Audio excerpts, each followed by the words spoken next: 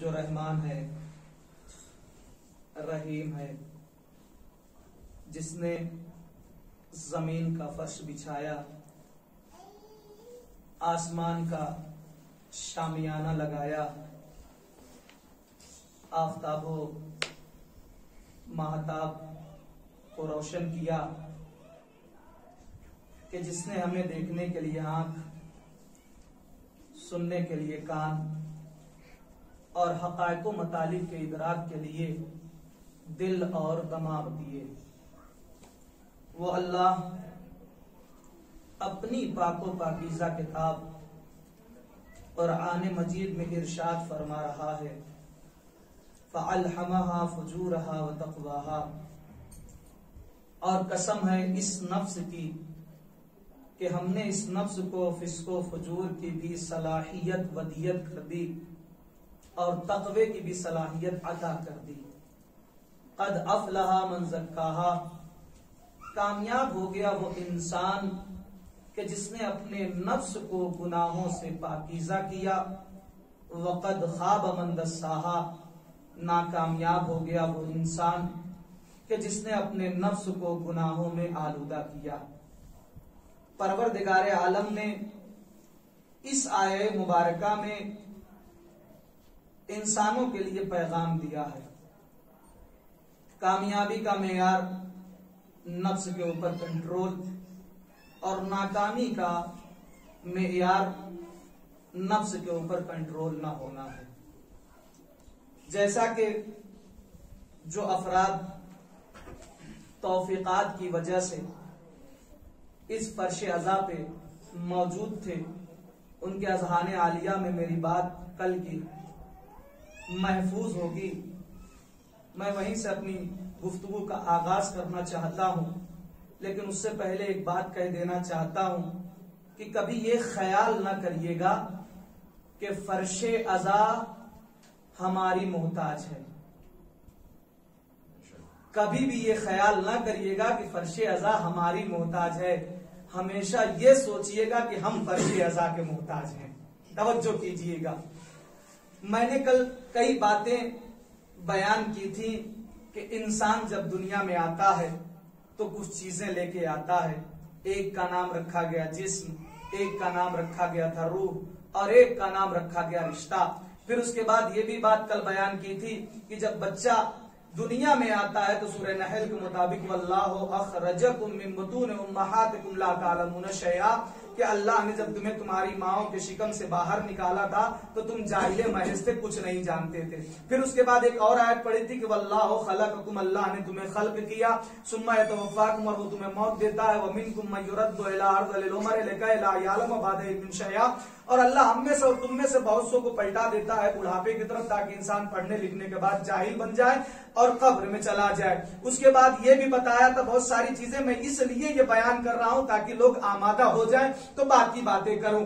اس کے بعد یہ بھی بتایا کہ جب بچہ آتا ہے تو اس کیفیت میں ہوتا ہے، یہ ہوتا ہے جیسا اس کا بچپنا ہوتا ہے ویسے ہی اس کا پلٹ کے بڑھاپا آ جاتا ہے۔ اب آ جائیے، اب کیا کہتا ہے قرآن کہ حل اتا علی الانسان حین من الدہر لم یکن شیئا مذکورا، انسان پر ایک ایسا زمانہ گزرا ہے جبکہ انسان قابل ذکر نہیں تھا، ہم نے اسے قابل ذکر بنایا۔ یہ پروردگار کہہ رہا ہے، پروردگار کاہے سے بنایا اور کاہے کے لیے بنایا؟ کہا امتحان لینے کے لیے بنایا۔ کس سے بنایا؟ کہا مادہ حیات سے بنایا، آب مخلوط سے بنایا۔ کاہے کے لیے بنایا؟ کہا امتحان لینے کے لیے۔ تو پروردگار اتنا تو بتا دے، اگر آج کے زمانے میں، آج کے معاشرے اور سماج میں کوئی انسان کسی انسان کو پڑھاتا ہے تو بغیر پڑھائے کوئی انسان کسی انسان کا ایگزام نہیں لیتا۔ یہ بتا پروردگار کہ تو نے اس بندے کو دیا کیا جس کا تو ایگزام لے گا؟ توجہ کیجئے گا، آواز قدرت آئے، قرآن پڑھ۔ کیا کہا؟ قرآن پڑھ، وَجَعَلْنَاهُ سَمِيعًا بَصِيرًا، ہم نے اس انسان کو سماعت بھی دے دی، ہم نے اس انسان کو بصارت بھی دے دی، یعنی ہم نے اس انسان کو دیکھنے کی بھی طاقت دی، ہم نے اس انسان کو سننے کی بھی طاقت دی، یہ ساری کی ساری چیزیں دے دی۔ اب اللہ نے کہا کس سے بنایا؟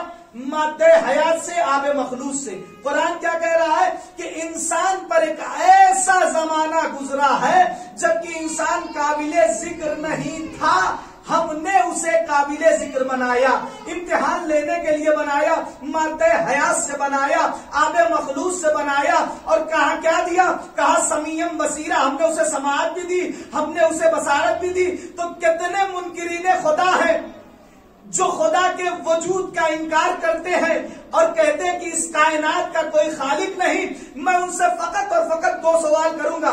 پہلا سوال یہ ہے کہ تم یہ بتاؤ کہ تم ہمیشہ سے ہو یا پیدا کیے گئے ہو؟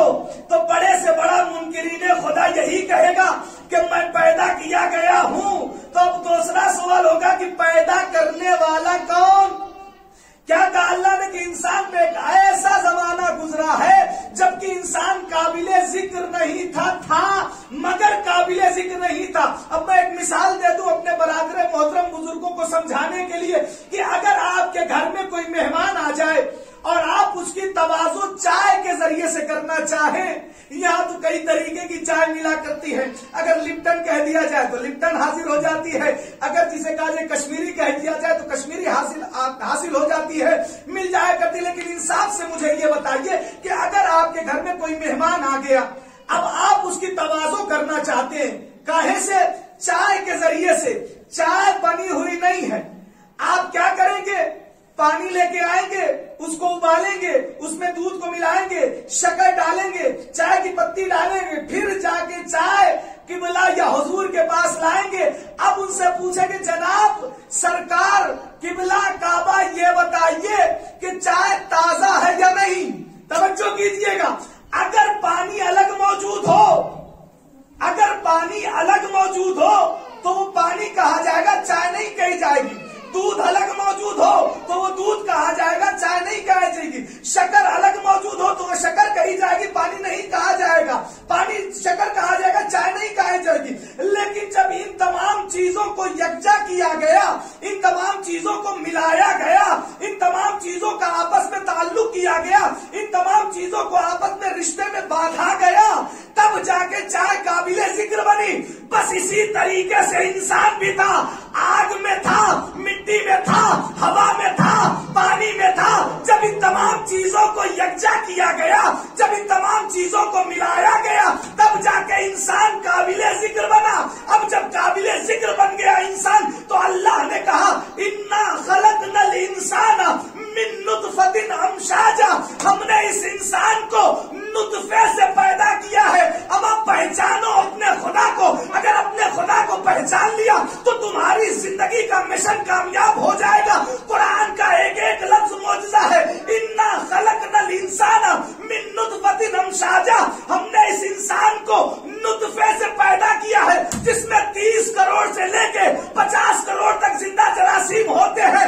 اگر میں کہوں تو آپ میرے قریبات پکڑ لیں، لیکن سائنس کے بڑے بڑے علماء کہیں تو آپ کہیں گے کہ بات قابل ذکر ہے، جس میں سائنس والے کہتے ہیں 30 کروڑ سے لے کے 50 کروڑ تک زندہ جراثیم ہوتے ہیں، وہ آپس میں ایک دوسرے کو کھاتے ہیں، پھر اس کے بعد بیٹے یا بیٹی کی شکل میں دنیا میں وجود میں آتے ہیں۔ تو ایسا پروردگار عالم جو لمحوں میں کروڑوں کی بستی بسائے اور لمحوں میں کروڑوں کی بستی اجاڑ دے، اس کی قیامت میں شک کرتے ہو؟ سلمان پڑھیے نمبر محمد اور آل محمد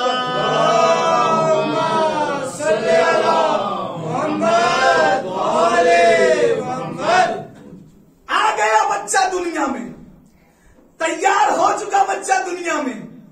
اب سناؤں اپنے مولا کے جملے کو، علی نے نہج البلاغہ میں فرمایا کہ ایسی عجیب الخلقت مخلوق خلق کی، اور پھر اللہ نے ناز کیا فتبارک اللہ احسن الخالقین، بابرکت ہے وہ اللہ جو بہترین خلق کرنے والا ہے۔ ابھی تک اس انسان کی تنزیل ہو رہی تھی نا، اور آیت پڑھ دوں، خلق الانسان ضعیفا، یہ انسان ضعیف پیدا پیدا کیا گیا ہے، اتنا ضعیف ہے کہ پیدا ہوتا ہے تو اٹھنے کی شکت نہیں ہوتی، آنکھیں ہوتی ہے لیکن دیکھ نہیں سکتا۔ خدا کی قسم ہے، انسان اپنے عظمت کو، اپنے وقار کو، اپنی اوقات کو پہچان کہ تیری اوقات کیا ہے، ایسے نجس قطرے سے پیدا ہوا ہے کہ اگر ایک قطرہ بھی بدن کا گر جائے لباس پہ تو انسان دھلنا پسند نہیں کرتا۔ مجھے کیا معلوم کہ یہ انسان جب خوبصورت ہو جاتا ہے تو اپنی اصلیت کو بھول کے کیسے ناز کرتا ہے۔ توجہ کیجیے، صلوات پڑھیے نا محمد اور آل محمد۔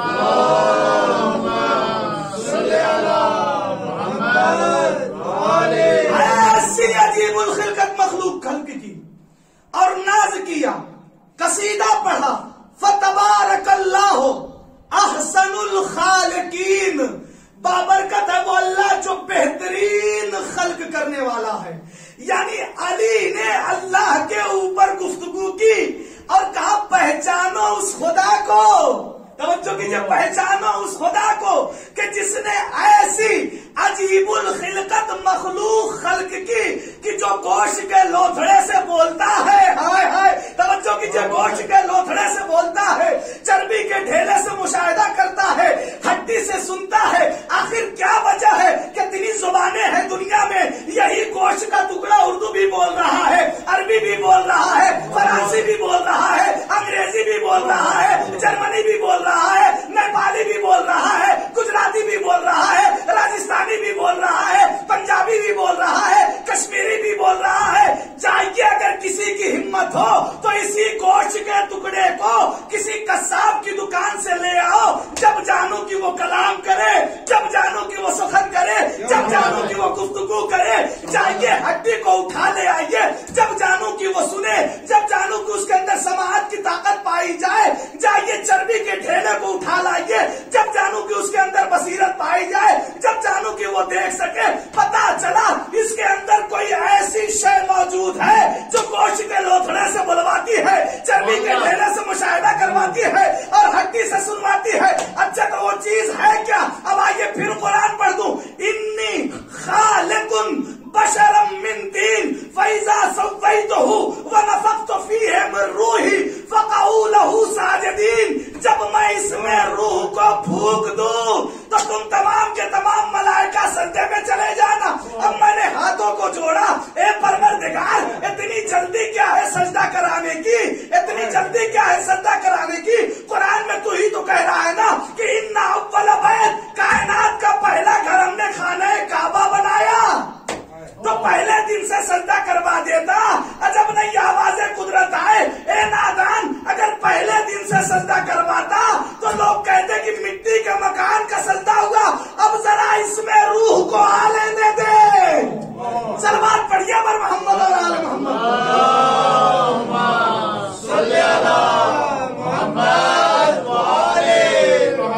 یعنی اس کے اندر کوئی ایسی شے ہے جو گوشت کے لوتھڑے سے بلواتی ہے، چربی کے ڈھیلے سے مشاہدہ کرواتی ہے اور ہڈی سے سنواتی ہے۔ وہ چیز ہے کیا؟ وہ چیز ہے روح۔ وہ چیز ہے روح جو گوشت کے لوتھڑے سے بلواتی ہے، چربی کے ڈھیلے سے مشاہدہ کرواتی ہے اور ہڈی سے سنواتی ہے۔ انی خالق، جب میں یہ بشر تیار کر لوں تو تم تمام کے تمام ملائکہ سجدے میں چلے جانا۔ سارے فرشتوں نے اللہ کا حکم کی تعمیل کی، لیکن شیطان نے انکار کر دیا۔ اما کاہے سے انکار تھا؟ شیطان کو انکار تھا تو کاہے سے انکار تھا؟ کیا اسے تراب سے انکار تھا؟ توجہ کیجئے گا، کیا اسے آگ سے انکار تھا؟ کیا اسے مٹی سے انکار تھا؟ کیا اسے پانی سے انکار تھا؟ شیطان کو نہ پانی سے انکار تھا، شیطان کو نہ آگ سے انکار تھا، شیطان کو نہ ہوا سے انکار تھا۔ اگر شیطان کسی چیز کا منکر تھا تو وہ فقط اور فقط تراب کا منکر تھا۔ توجہ کیجئے، فقط اور فقط تراب کا منکر تھا۔ یا جملہ بدل دوں، ذوق سماعت پہ باہر نہ گزرے تو جملہ بدل کے کہتا ہوں، دیکھیے سماعت کے مقتل میں میرے لفظوں کا خون نہ کیجئے گا، توجہ سے سن لیجئے۔ ایک مرتبہ کیا شیطان کو نہ آگ سے انکار، شیطان کو نہ پانی سے انکار، شیطان کو نہ ہوا سے انکار، یعنی شیطان ان تینوں کا، یعنی آگ کا بھی موافق تھا، پانی کا بھی موافق تھا، ہوا کا بھی موافق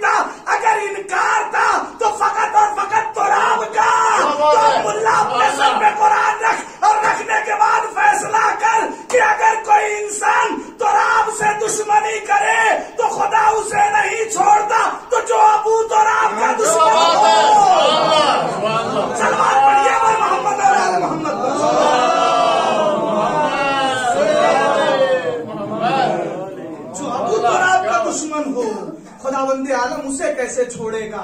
आ गया इंसान दुनिया में, तकलीफें शरई वाजिब हो चुकी, शैतान को काहे इनकार है? तो रब से इनकार है। अब इधर कुरान कह रहा है, क्या कह रहा है कुरान? आयत याद है किसी को? मैं जमीन में खलीफा बनाने वाला हूं। तवज्जो से सुनिए, शैतान मुनकिर किसका था? तो रब का, इसको ज़हन में रखिए फिर पहुंचाता हूं। मैंने खिलाफत से मुताल्लिक तारीख और तफसीर की किताबों का मुताला किया, मुझे उनमें यह तो मिला कि शैतान ने खिलाफत आदम से इनकार कर दिया। तवज्जो कीजिए, लेकिन ये चीज, ये बात, ये सुखन, ये गुफ्तगू, ये कलाम किसी किताब में नजर नहीं आई कि शैतान ने ये कहा हो कि आदम आइए आप मेरे हाथ पे बैत कर लीजिए। अमा ये हादसा, ये वाकया, ये सानेहा तो बाद वफाते रसूल पेश आया है ना, कि शैतान ने हजरत इंसान को पीछे ढकेल दिया और जो काम शैतान न कर सका वो हजरत इंसान ने करके दिखाया और मनसबे खिलाफत को इतना हल्का और इतना सस्ता कर लिया कि गली गली कूचे कूचे में खलीफा नजर आने लगे। लेकिन जो कुरानी मिजाज रखने वाले थे, जिन्होंने दीनों दयानत के आगोश में परवरिश पाई थी, वो अच्छी तरह जानते थे कि खलीफा को यह छोट नहीं हो सकता, पेशावर को खिलाफत नहीं मिल सकती, बिगड़े हुए खानदान को खिलाफत का ठेका नहीं दिया जा सकता। क्यों अज़ीज़ाने मोहतरम? इसलिए कि खलीफा वो होगा जिसके सामने मलाइका सजदा करे, करोबीन जिसे अपना किबला तस्लीम करे, अर्श के रहने वाले जिसे अपना काबा बना ले।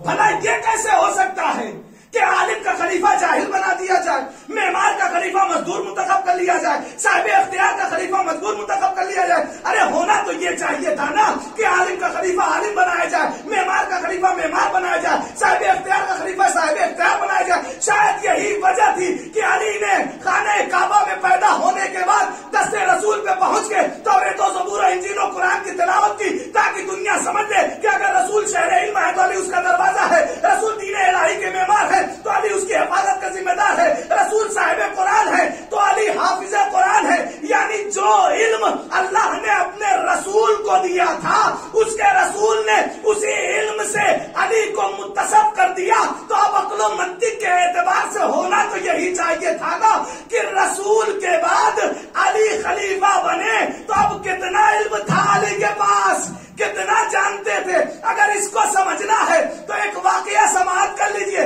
एक दिन गालिब कुल्ले गालिब अली इब्न अबी तालिब रजुलुद्दा कूफे के बाजार से गुजर रहे थे। देखा एक दर्जी है जो अपनी दुकान पे बैठा हुआ कपड़ा भी सिल रहा है और साथ साथ गाना भी गा रहा है। मौलाए कायनात उसके करीब गए और कहा, इंसान अगर इन बातिल अशआर के बजाय कुरान मजीद की तिलावत कर लेता तो ज्यादा बेहतर था। उसने कहा, मौला माफ कीजिएगा, मैं कुरान पढ़ना नहीं जानता। क्या घबराने की बात नहीं है, अपना कान मेरे दहन के करीब ले आ। वो फौरन अपना कान दहने अमीरुल मोमिनीन के करीब ले गया। न जाने मौला ने क्या पढ़ दिया, पूरा कुरान उसके ज़हन में महफूज और दिल में उतर आया। अब वो दर्जी जाहिल नहीं, आलिम था, कभी नहीं कभी उत्तमाम था, कुंद से हन नहीं ज़कियो फहीम था, कुरान से नाबलद नहीं हाफिज़े कुरान था।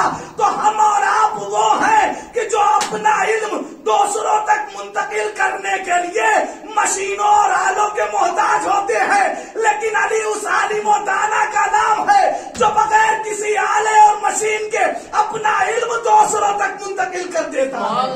सलावत पढ़िए वर मोहम्मद और आले मोहम्मद।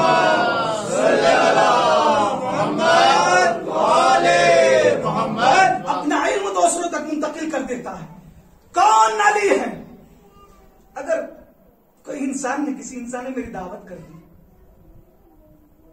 एक बात कह दूं, चूंकि जहां अक्सर वो अफराद हैं जो हुरूफे अबजदे कबीर और सगीर से वाकिफ है, लिहाजा एक जुमला कह के फिर आगे बढ़ जाता हूं।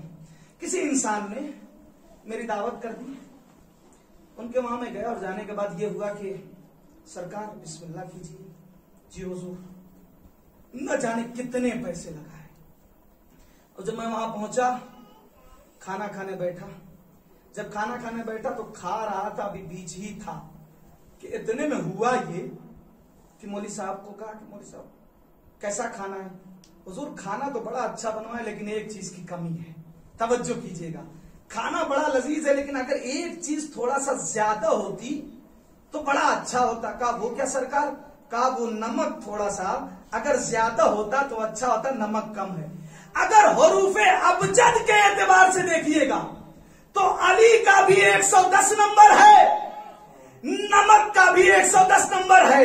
تو جس کھانے میں نمک کم یا زیادہ ہو جائے وہ کھانا بیکار ہو جاتا ہے. تو جس دل میں محبت علی کم ہو جائے یا زیادہ ہو جائے تو وہ دل بیکار ہو جاتا ہے. سلوات پڑھیے اور محمد اور آل محمد پر.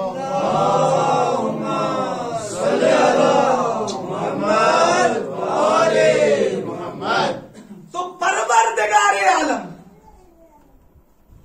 جب روح اتنی قیمتی ہے تو پروردگار عالم انسان کو فقط اور فقط روح کے اوپر مشتمل کر دیتا, جسم کی ضرورت ہی نہیں تھی. توجہ کیجیے گا, جسم کی ضرورت ہی نہیں تھی. آواز آئی کہ اگر صرف روح پہ مشتمل کرتا تو ہوا میں اڑ جاتا. پروردگار تو پھر روح کو چھوڑ دے, صرف جسم رکھ لے, مٹی کو رکھ دے. کہا اگر مٹی پہ رکھ دوں تو زمین میں دھس جائے گا. ان دونوں کے درمیان ایسا توازن قائم کروں گا کہ دونوں زمین پر رہیں لیکن زمین سے بلند رہیں گے. توجہ کیجئے, زمین پر رہیں لیکن زمین سے بلند رہیں گے. اور اس کا نام رکھا احسن تقویم. تو سورہ والعصر نے کہا اگر زمانے سے بچنا ہے تو ایمان لے آؤ, خسارے سے بچنا ہے تو ایمان لے آؤ, عمل صالح انجام دو. سورہ والتین نے کہا اگر بستیوں کو بسانا ہے تو ایمان لے آؤ, عمل صالح انجام دو. اب سوال یہاں پہ یہ پیدا ہوتا ہے کہ کیا فقط اور فقط آپ کے پاس جسم ہے یا جسم کے ساتھ روح بھی ہے؟ جسم کے ساتھ روح ہے کہ نہیں ہے؟ ماں جسم کے ساتھ روح بھی ہے. تو اب ہو تو کیسے؟ جسم کی غذا بھی ہوتی ہے, روح کی بھی غذا ہوتی ہے. جسم کی غذا کیا ہے؟ لباس, مکان, آشائش, عیش, آرام, سکون, چین, یہ ساری چیزیں کیا ہے؟ غذا. یہ ساری چیزیں کیا ہے؟ جسم کی غذا ہے. روح کی غذا کیا ہے؟ ایمان, عمل صالح, حق, صبر. پوری تاریخ انسانیت میں اگر کوئی ذات ایسی ہے تو وہ فقط اور فقط مولا کائنات کی ہے جو ایمان اور عمل صالح کا مجموعہ تھی. اسی لیے وہ کہتے ہیں کہ دوش محمد پہ کھڑے ہو کے بت میں نے توڑے کسی اور نے نہیں توڑے. آ جائیے میں لے چل رہا ہوں تھوڑی دیر کے لیے آپ کو واقعی معراج کی طرف. پہلا آسمان رپورٹر موجود, دوسرا آسمان بتانے والا موجود, تیسرا آسمان خبر دینے والا موجود, چوتھا آسمان سید الملائکہ موجود. لیکن جب پانچواں آسمان آیا تو اب وہاں پہ جبرائیل کا بھی ساتھ چھوٹ گیا. اب پیغمبر اگر معراج پہ جائیں گے تو جو بھی چیزیں ہوں گی وہ پیغمبر کی زبانی آئیں گی. جو ان کے ساتھ واقعات رونما ہوں گے وہ پیغمبر خود اپنی زبان سے بیان کریں گے. اب پیغمبر کہتے ہیں کہ 1000 مرتبہ میں نے سفر کیا زمین سے لے کے آسمان تک کا, اور ہر مرتبہ ایک مرتبہ میں زمین سے لے کے آسمان تک جاتا رہا. ادنو منی کی صدایں آتی رہی, اور قریب آؤ, اور قریب آؤ, اور قریب آؤ. جب میں قریب پہنچا تو جبروت الہی کا مشاہدہ کرتے ہوئے, جلال الہی کو دیکھتے ہوئے جب میں پہنچا تو پس پردہ سے ایک ہاتھ آیا. اب سوال یہ پیدا ہوتا ہے, اللہ کے نہ ہاتھ ہے, اللہ کے نہ پیر ہے, ٹھیک ہے. اب سنیے خدا کی قسم, جہاں پہ بھی یہ کلپ سنی جائے, اگر ہمارے اہل سنت بھائی سنے تو وہ بھی توجہ کریں. کتاب کا حوالہ دیتا ہوں, سہارنپور سے کتاب چھپی, سہارنپور دیوبند. کتاب کا نام ہے حضرت عمر رضی اللہ تعالی عنہ کے 100 قصے. اب اللہ کے نہ ہاتھ ہے, دیکھیے میں بتاتا ہوں, اللہ کے نہ پیر ہے. اللہ جسے چاہے اپنا ہاتھ بنا دے, جسے چاہے اپنا پیر بنا دے. یہی وجہ تھی کہ مولا کائنات خانہ کعبہ کا طواف کر رہے تھے. طواف کرتے کرتے دیکھا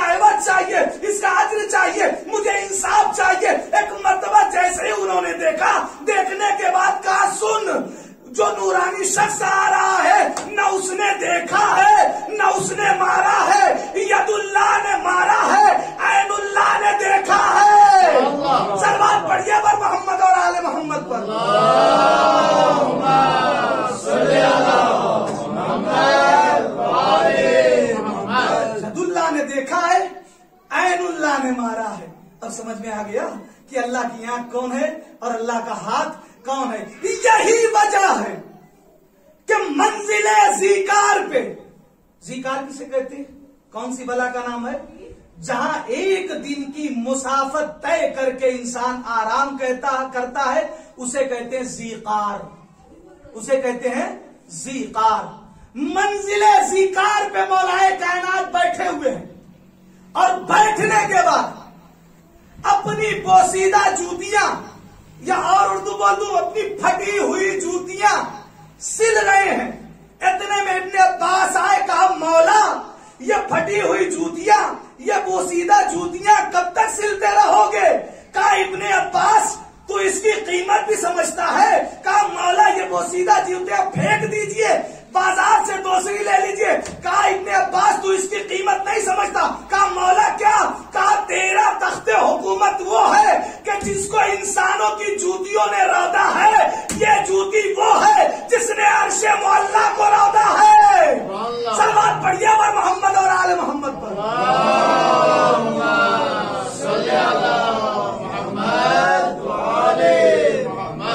اچھا سرکار، آ گیا بچہ دنیا میں، انسان دنیا میں آ گیا۔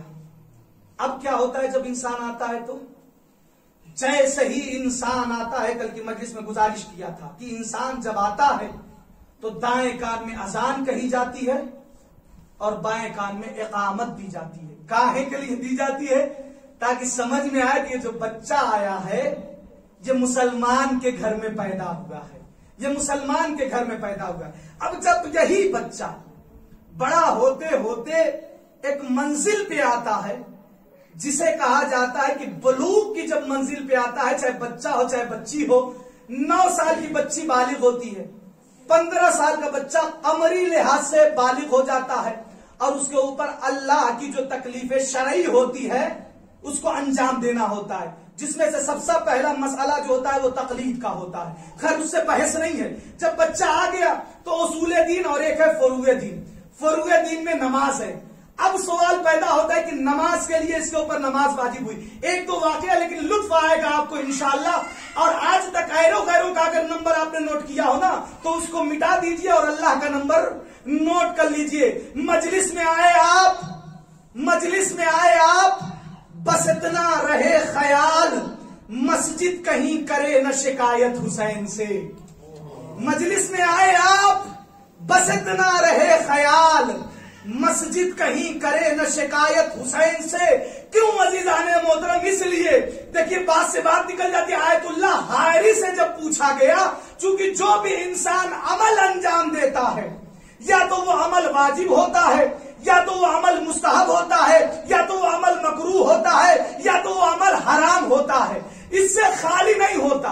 اٹھنا بیٹھنا سونا جاگنا چلنا پھرنا یہ سارے کیا ہے؟ ان 5 کے اوپر موقوف ہے۔ یا تو وہ عمل واجب کر رہا ہوگا انسان، یا تو مستحب کر رہا ہوگا، یا تو مکروہ کر رہا ہوگا، یا مباح کر رہا ہوگا۔ اب دل کو تھام لیجئے، ایک جملہ کہنے جا رہا ہوں، شاید اس سے منبر کا حق ادا ہو جائے، لیکن حق نہیں ادا ہو سکتا۔ لیکن وہ جملہ جسے کہا جائے تھوڑا سا تلخ ہے، لیکن شاید کسی کی زندگی کو پلٹ دے اور جناب حور کی طرح اس کی قسمت کو بھی بدل دے۔ آیت اللہ حائری سے جب پوچھا گیا تو انہوں نے کہا کس کے بارے میں؟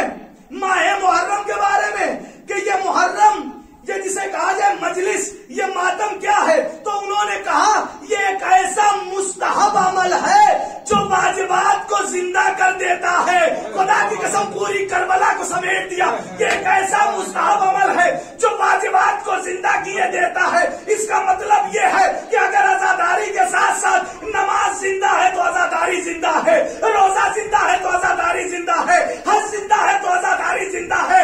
اگر عزاداری کے ساتھ ساتھ ان ساری چیزوں پہ عمل کیا جائے تو ہم امام کے وفادار کہلائیں گے، ورنہ امام کے غدار کہلائیں گے۔ صلوات پڑھیے بر محمد اور آل محمد۔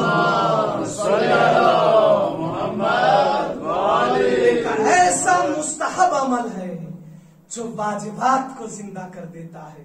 خدا کی قسم پوری کربلا کے مقصد کو سمیٹ دیا آیت اللہ نے ایک جملے میں۔ اب جب بچہ آیا ساری چیزیں تکلیف شرعی واجب ہو گئی، اب کیا ہوتا ہے، نماز پڑھنے کے لیے انسان کھڑا ہوتا ہے، مجلس میں آئے آپ، تھکاؤں گا نہیں، بس اتنا رہے خیال، مسجد کہیں کرے نہ شکایت حسین سے۔ اب قرآن کیا کہہ رہا ہے، ان الصلاۃ تنہا عن الفحشاء والمنکر، بے شک نماز انسان کو برائیوں سے روکتی ہے۔ کیسے پتا چلے گا آپ کو کہ برائیوں سے روکتی ہے؟ چھٹے امام کے پاس ایک شخص گیا اور جانے کے بعد کہا، اے مولا یہ بتائیے کہ نماز انسان کو برائیوں سے کس طریقے سے روکتی ہے؟ کہا اگر تم جاننا چاہتے ہو، اور ایک نے یہ سوال کیا دوسری روایت کے مطابق کہ یہ بتائیے کہ ہم کیسے سمجھیں کہ ہماری نماز کس حد تک قبول ہو رہی ہے اور کس حد تک قبول نہیں ہو رہی ہے؟ مولا نے کہا بس دو چیزوں پہ نظر کر لو، دن بھر میں اپنے اعمال پہ نظر کرو، اگر تمہارے اعمال، اچھے اعمال برائی کے اوپر بھاری ہو رہے ہیں تو سمجھ لینا تمہاری نماز قبول ہو رہی ہے، لیکن اگر تمہاری اچھائی کم پڑ رہی ہے، برائی زیادہ پڑ رہی ہے، تو سمجھ لینا تمہاری نماز قبول نہیں ہو رہی ہے۔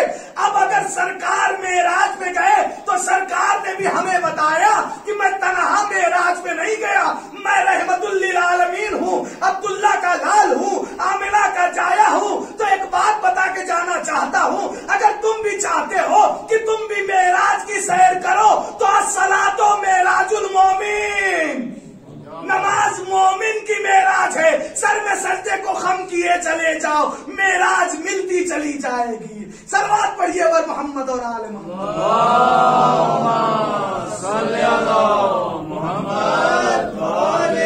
اچھا اب یہ سوال ہے، چونکہ چھوٹ گیا تھا ادھر، کیا چھوٹا؟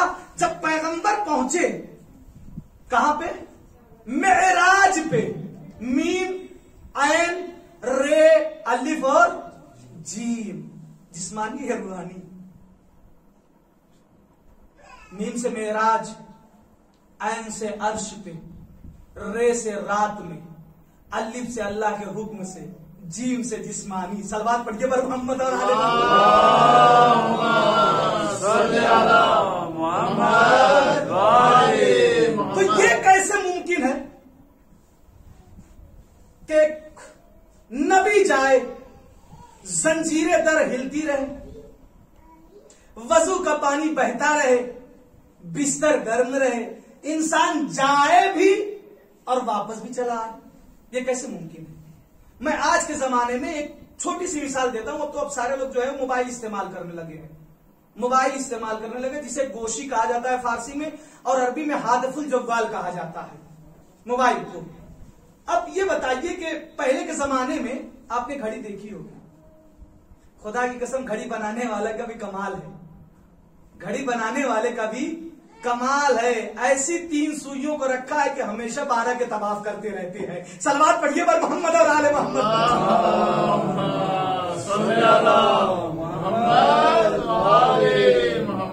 اچھا اب سرکار کے کیسے آئے؟ مثال کے طور پہ گھڑی ہوتی ہے، گھڑی میں کیا لگایا جاتا ہے؟ سیل۔ سیل کیا ہوتا ہے؟ روح گھڑی ہے، جسم اور روح کو لے کے چل رہا ہوں نا، روح گھڑی ہے۔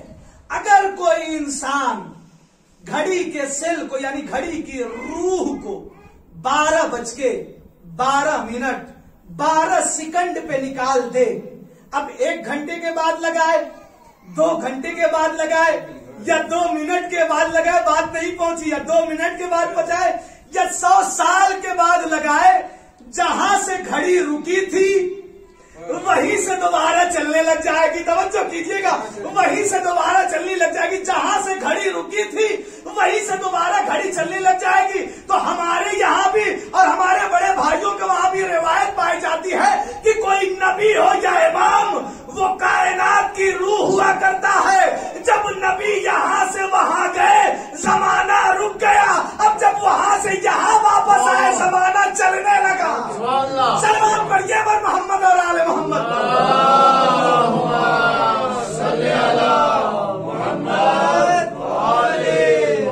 زمانہ چلنے لگا، بیان نہیں کر سکتا، زمزموں کوثر و تسنیم نہیں لکھ سکتا، زمزموں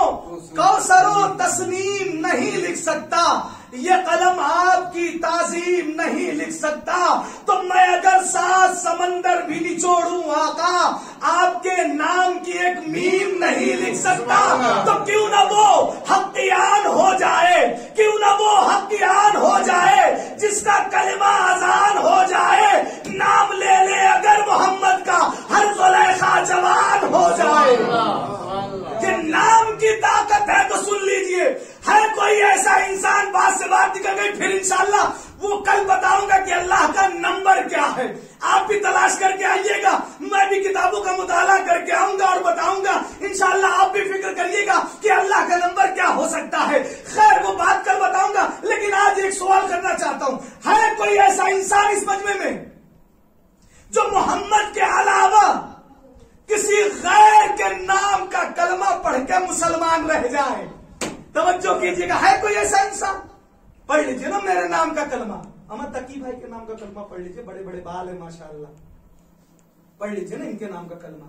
لوگ کہیں گے دیکھو تقی بھائی پیر بنے بیٹھے ہوئے ہیں، پیر صاحب کے نام کا کلمہ پڑھ لیا جائے، ڈاکٹر صاحب کے نام کا کلمہ پڑھ لیجیے، کتنے مریضوں کو صحیح کرتے ہیں، رہ جائیں گے مسلمان آپ، رہ جائیں گے مسلمان آپ، خدا کی قسم دائرے اسلام سے خارج ہو جائے گا۔ اب ہو سکتا ہے آپ کے ذہن میں بھی یہ ہو کہ ارے آپ ہی کیوں نہیں اپنے کو کہہ دیتے، آپ تو ماما لگائے ہوئے ہیں، آپ ہی کے نام کا کلمہ۔ اگر علی نواز معروفی کے نام کا بھی کوئی انسان کلمہ پڑھتا ہے تو دائرے اسلام سے خارج ہو جاتا ہے۔ اور آگے بڑھیے، مراجع کرام کے نام کا کلمہ انسان پڑھ کے مسلمان رہ جائے، ہو سکتا ہے؟ نہیں ہو سکتا نا۔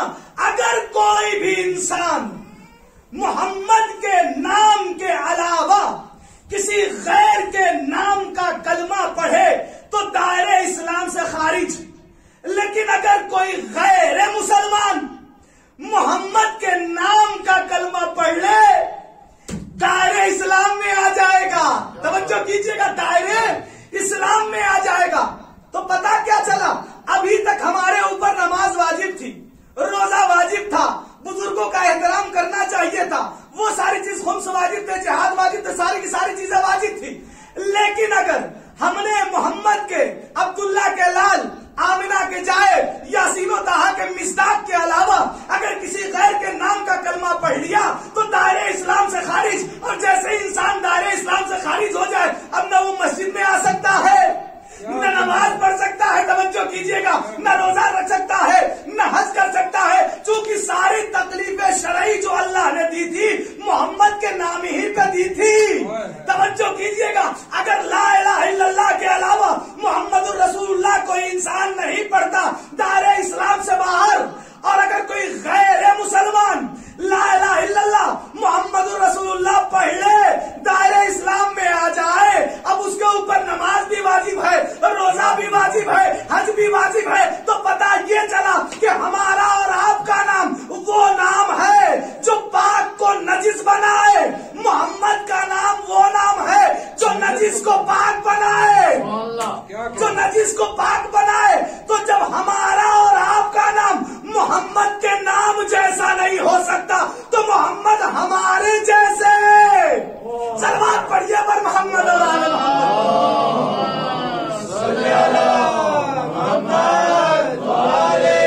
محمد۔ ہمارا اور آپ کا نام محمد کے نام جیسا نہیں ہو سکتا تو محمد ہمارے جیسے بشر کیسے ہو سکتے ہیں؟ خدا کی قسم، فَأَلْهَمَهَا فُجُورَهَا وَتَقْوَاهَا، کامیاب ہو گیا وہ انسان کہ جس نے اپنے نفس کو گناہوں سے پاکیزہ کیا، اور ہم نے اس نفس کو فسق و فجور کی بھی صلاحیت دے دی اور تقوی کی بھی صلاحیت دے دی۔ بیان کروں گا کہ جب بچہ دنیا میں آتا ہے تو کس طریقے سے اس کے اوپر تکلیف شرعی واجب ہوتے ہیں۔ پھر اللہ قرآن میں کہتا ہے، کیا کہتا ہے؟ وَمَا خَلَقْتُ الْجِنَّ وَالْإِنسَ إِلَّا لِيَعْبُدُونِ، ہم نے جن اور انس کو خلق ہی نہیں کیا مگر یہ کہ وہ اللہ کی عبادت کریں۔ کیسے عبادت ہوگی وہ کل بتاؤں گا، ایک دم بالکل پورا پیغام ہے۔ لمحے کے لیے دو نہ تسبیح لے کے بیٹھ جائے، کیا کرے گا آدمی؟ کیسے عبادت ہوگی؟ ہر لمحہ ہر آن کرنا ہے نا، اللہ نے یہی چاہا ہی ہے، صاف صاف قرآن کی آیت ہے کہ نہیں، ظاہری ترجمہ تو یہی ہے نا کہ ہم نے جن اور انس کو خلق نہیں کیا مگر کس کے لیے؟ عبادت کے لیے، تو کون کون سا ایسا عمل ہو جو عبادت ہوگی، وہ انشاءاللہ کل کی منزل میں۔ آج محرم الحرام کی چوتھی شب، 3 کا دن گزر چکا ہے۔ واقعاً اگر امام حسین علیہ السلام حر کی خطا کو نہ بخشتے تو اللہ کے بارے میں کسی کو علم نہ ہوتا کہ اللہ اپنے بندوں کو کیسے معاف کرے گا۔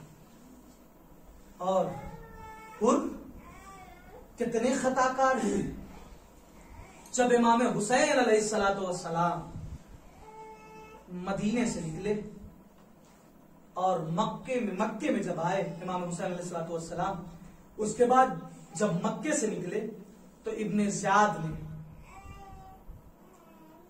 کس کو بلایا؟ یزید نہیں بلکہ حر ابن یزید ریاحی کو بلایا، اور بلانے کے بعد کہا کہ جاؤ، سیدہ کا لال مکے سے چل چکا ہے، اور راستے میں اس کے راستے کو روکو اور کربلا تک لے کے آؤ۔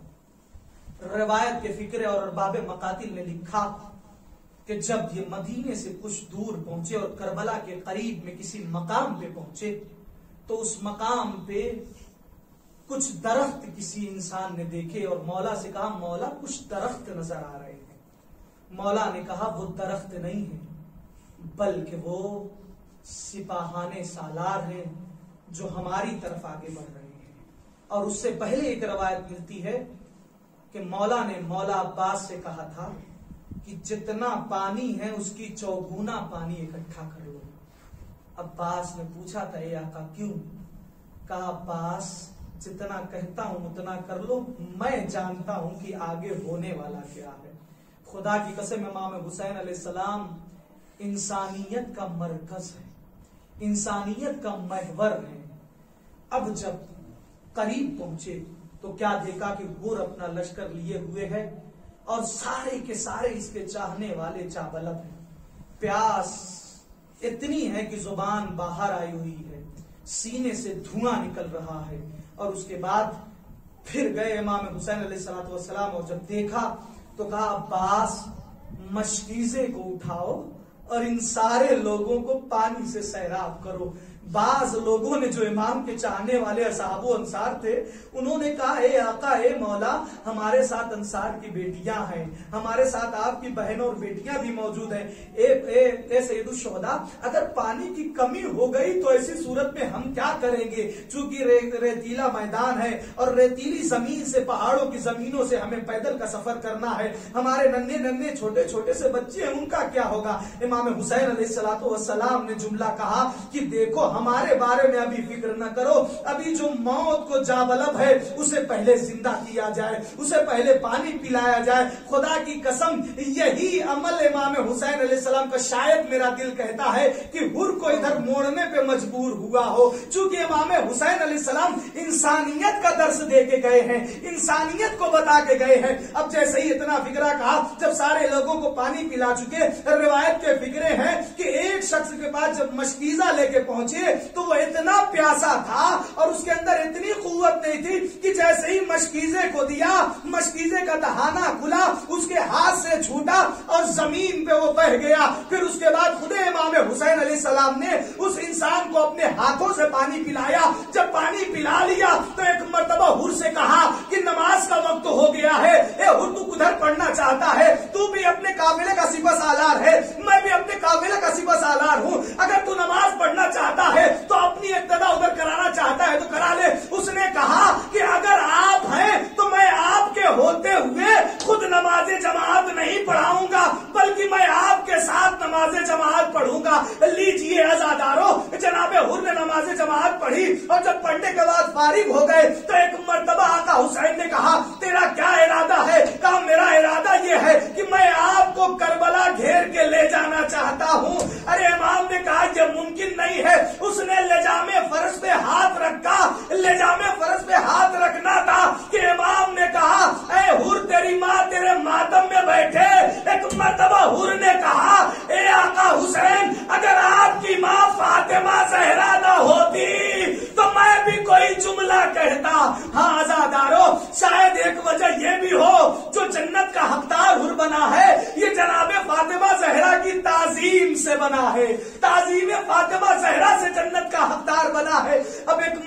सारी बातें हो चुकी तो एक मरतबा इमाम हुसैन अलैहिस्सलाम ने कहा अगर तू हमें ले जाना चाहता है तो मैं भी करबला ही के लिए आया हूँ। करबला में इमाम हुसैन अलैहिस्सलाम को ले जाया गया। जब इमाम हुसैन अलैहिस्सलाम करबला पहुंचे, हुर की कितनी खताएं हैं। सबसे पहले जनाबे ज़ैनब की आंखों से अश्क रवा करने वाला ये हुर था। जैसे ही महमिल, जैसे ही जिसे कहा जाए कि मौला के घोड़े की लेजामे फरस पे हाथ रखा था तो जनाबे अब्बास ने फौरन तलवार खींची और कहा आका इजाजत दे दीजिए फिर मैं इसको बता दूं। इमाम हुसैन ने कहा भैया अरे अभी करबला नहीं है।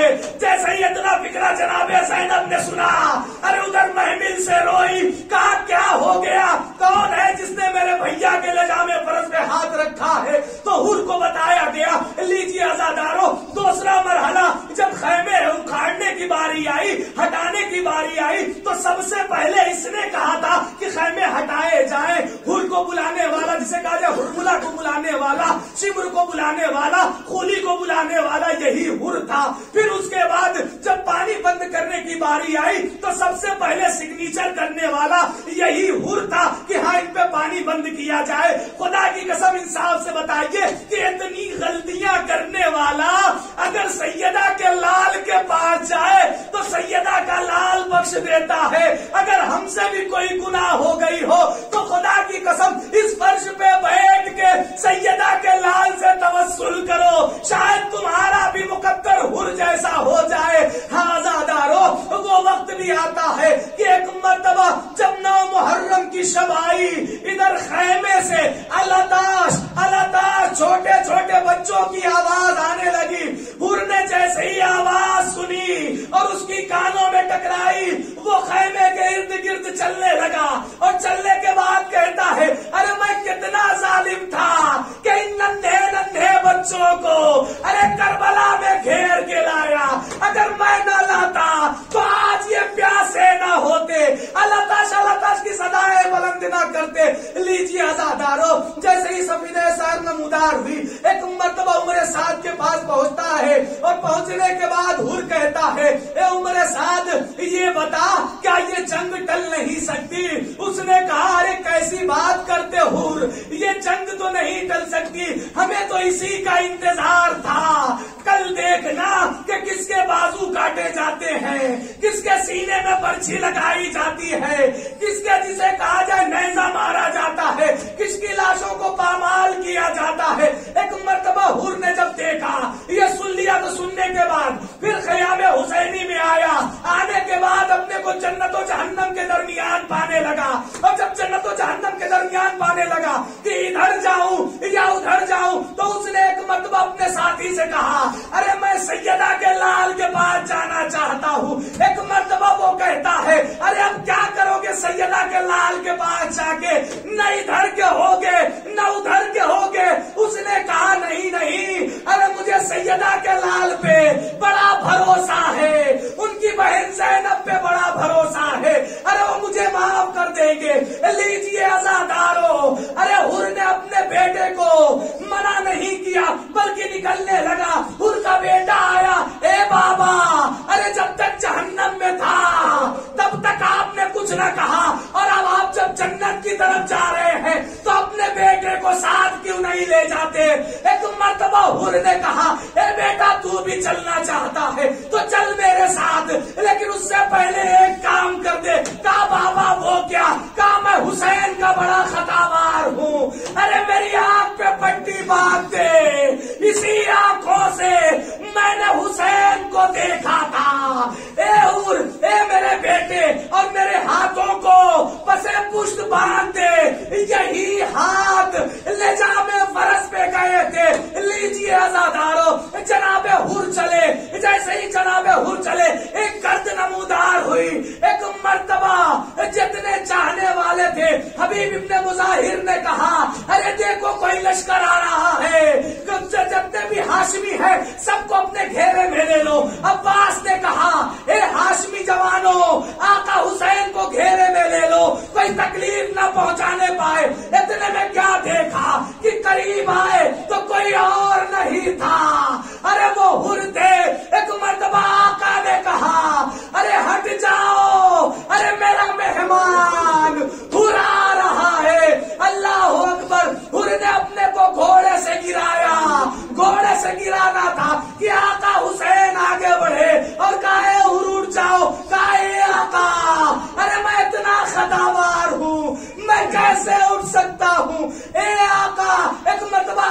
پوچھا تیرا نام کیا ہے؟ کہا حر. ایک مرتبہ کہا جب تیرا نام تیری ماں نے حر رکھا ہے تو جا تو دنیا میں بھی آزاد ہے آخرت میں بھی آزاد ہے. ایک روایت کے فکرے یہ بھی ملتے ہیں کہ اس نے کہا میں شہزادی سے بھی معافی مانگنا چاہتا ہوں. ایک مرتبہ شہزادی سے بھی خیمے کی طرف رک کر کے معافی مانگی. اے شہزادی، ارے پہلا عشق میں بہانے والا آپ کی آنکھوں سے میں ہی گناہگار ہوں. اے شہزادی مجھے معاف کر دیجئے اور اپنے ماجائے سے کہیے کہ مجھے جنگ کی اجازت دے دے. ہاں عزادارو، ایک مرتبہ جب جنگ کا نام سنا اس سے پہلے کہا آقا حسین نے کہ حر، اس سے پہلے جب تو ہمیں ملا تھا تو ہم نے تجھے پانی پلایا تھا، لیکن آج ایسا ہے کہ جب تو ہمارا مہمان بن کے آیا ہے تو ایک قطرہ پانی نہیں ارے جو تجھے حسین پوچھ سکے.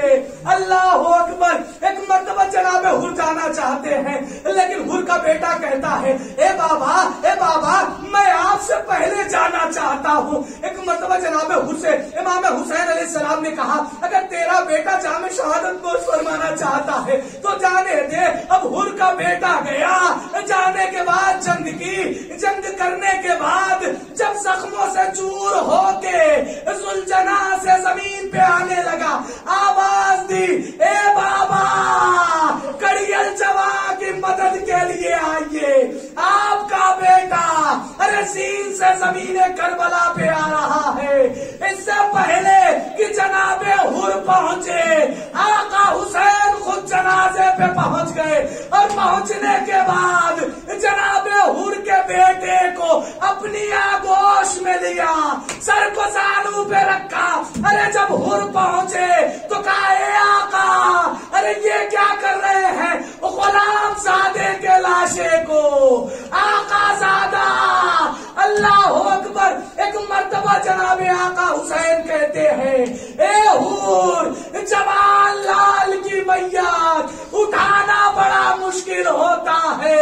میں کہوں گا اے آقا آپ نے حر کو منع کر دیا، مگر ہائے حر کی شہادت کے بعد آپ کا ایک بیٹا ہوگا جو شبیہ رسول ہوگا.